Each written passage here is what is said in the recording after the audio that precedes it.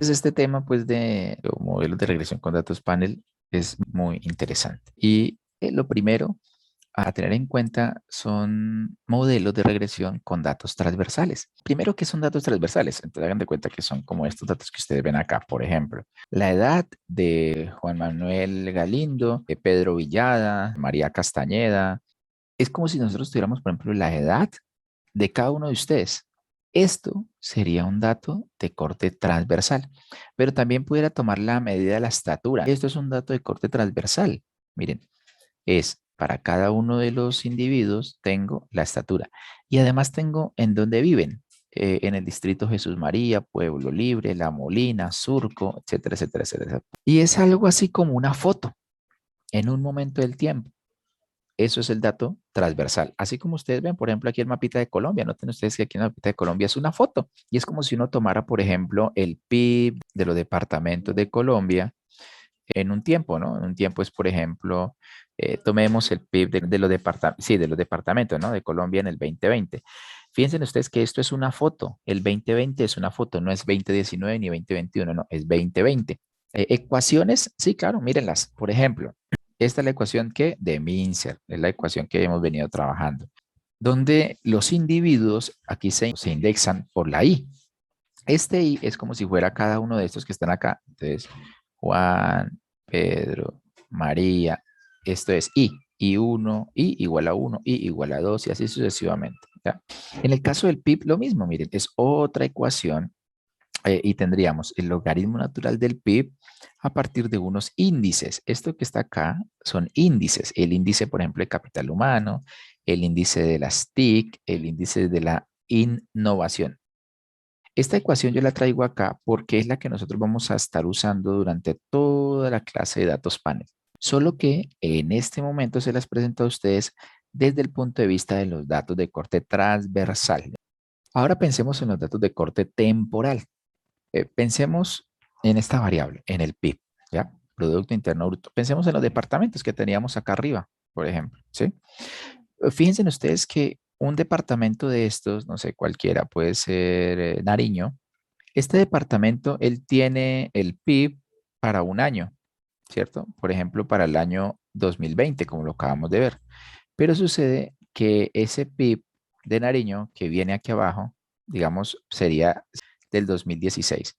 Pero sucede que Nariño como departamento, él no solo produjo ese año, ¿no? Él produjo años antes y también produjo años después.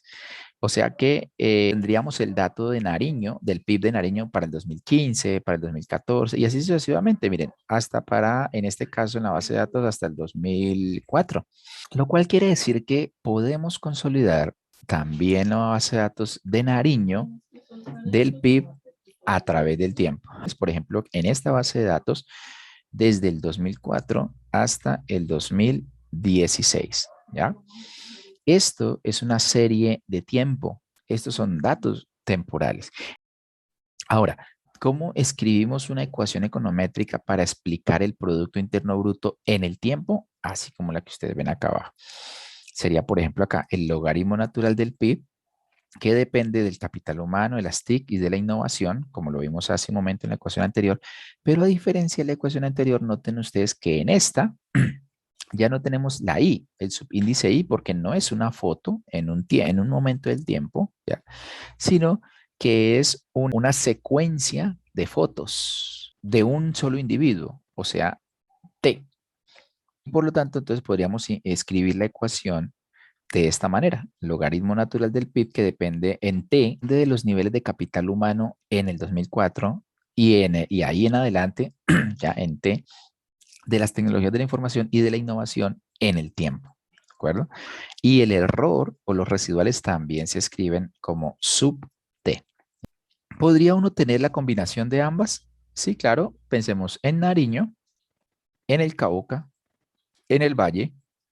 O sea, tendríamos esto, el Producto Interno Bruto a través del tiempo para todos estos departamentos, para todas estas regiones en el tiempo. O sea que tendríamos, miren aquí la ecuación como I y T.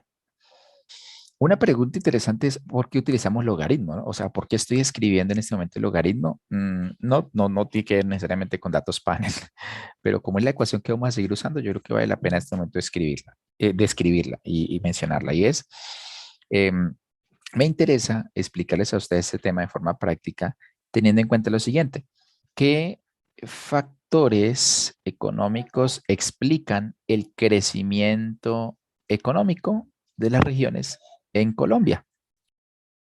Sucede que la función del logaritmo desde el punto de vista empírico también sirve para aproximar a tasas de crecimiento, ¿sí? Y entonces, en ese sentido, cuando sacamos el logaritmo de la variable, pues normalmente en econometría estamos pensando nosotros en tasas de crecimiento, o sea, en este caso en crecimiento económico, el logaritmo natural del PIB. En las otras no saqué el logaritmo, no les puse el logaritmo, porque como nos vamos a dar cuenta en la base de datos que vamos a analizar después, estos son índices y al ser índices puede dar cero, por ejemplo, o puede dar uno. Bueno, el logaritmo natural de uno lo hay, pero pues el logaritmo natural de cero tendríamos dificultades. Listo, así escribiríamos, ¿no? Nuestra ecuación en datos de panel. Esta ecuación es la que tenemos nosotros que meternos en la cabeza. Y para hacer referencia al individuo acá, cada uno de los departamentos, y la T lo que indica es que cada uno de esos departamentos se mueven en el tiempo, en este caso del 2004 al 2016.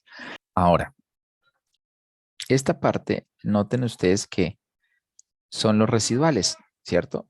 Pero especialmente esta parte va a estar introducida en nuestra ecuación econométrica, ¿sí? Ambos se conocen como residuos, solo que este eta i es, y desde ahora por favor anótenlo y memorícenlo, eta i es el efecto no observable específico para cada departamento invariante en el tiempo.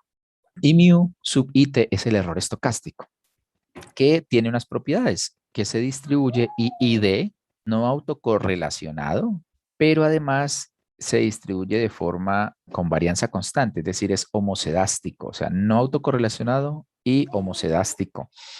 Bueno, noten que este eta sub i, el que estamos hablando ahorita, él solo tiene la i. Fíjense que él no tiene la t. Por eso decimos que es invariante en el tiempo, ¿no? O sea, él no varía en el tiempo, es eta i. Eh, Les voy a explicar este eta i en este contexto del crecimiento económico departamental en Colombia porque creo que se puede entender muchísimo más. Ahora, estas ecuaciones econométricas y la estimación de los modelos de datos panel aplica para cualquier base de datos que se pueda entender o se pueda plantear como un dato panel. De donde la interpretación, pues en última va a depender de la ecuación que uno tenga, ¿listo?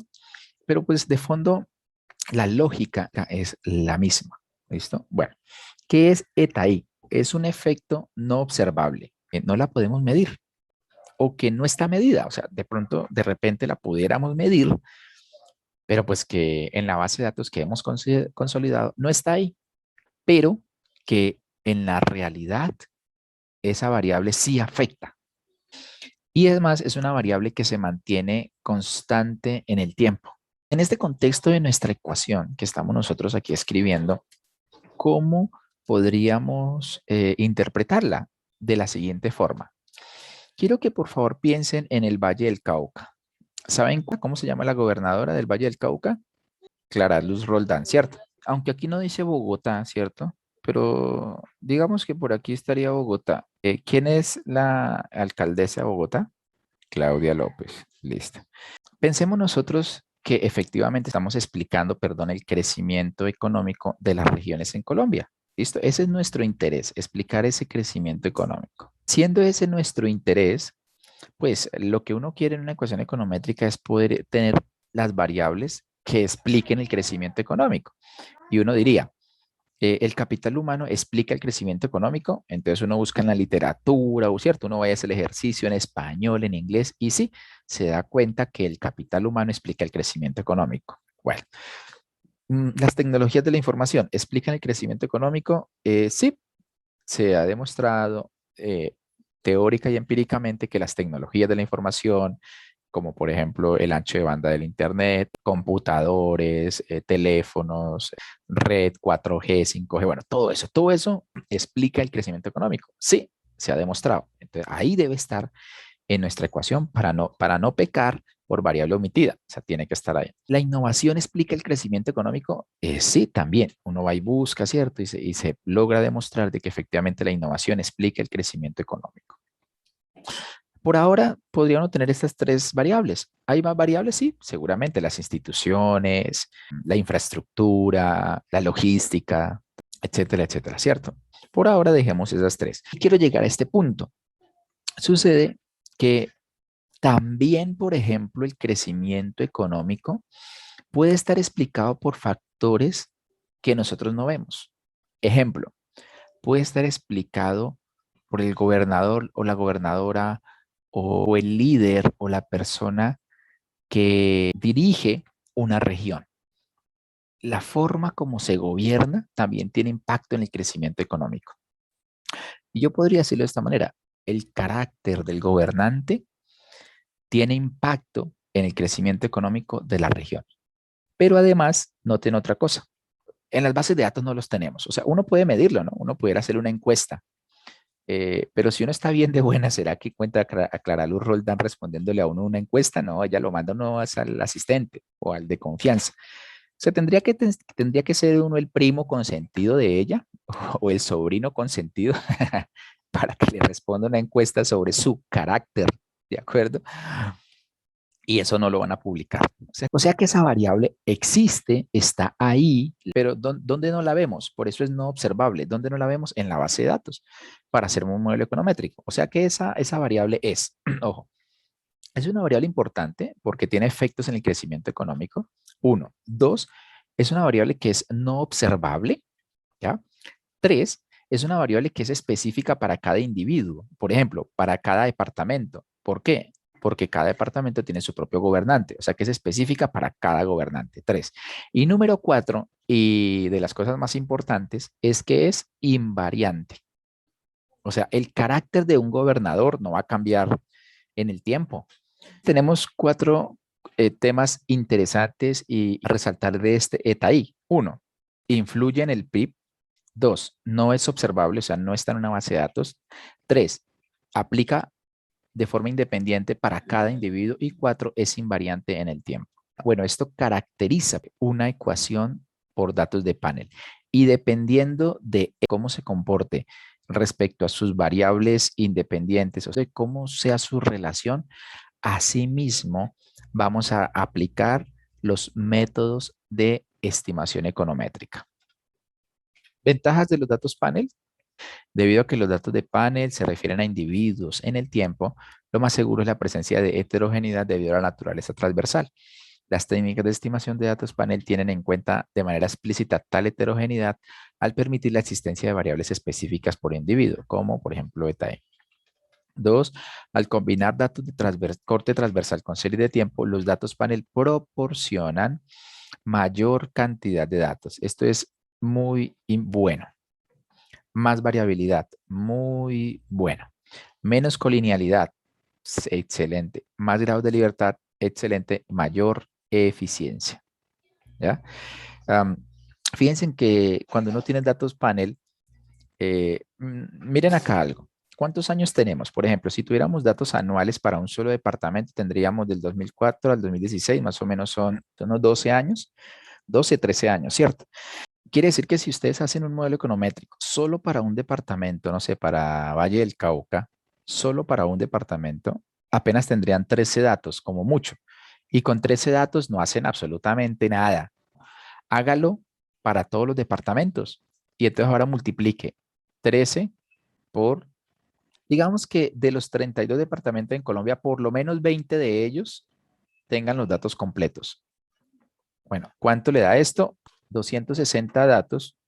Definitivamente la cantidad de datos aumenta de forma exponencial. Es muy bueno eso.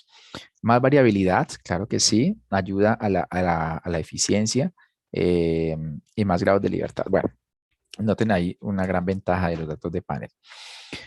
Cuando los datos transversales por individuos son repetidos, los datos de panel resultan más adecuados para estudiar la dinámica del cambio.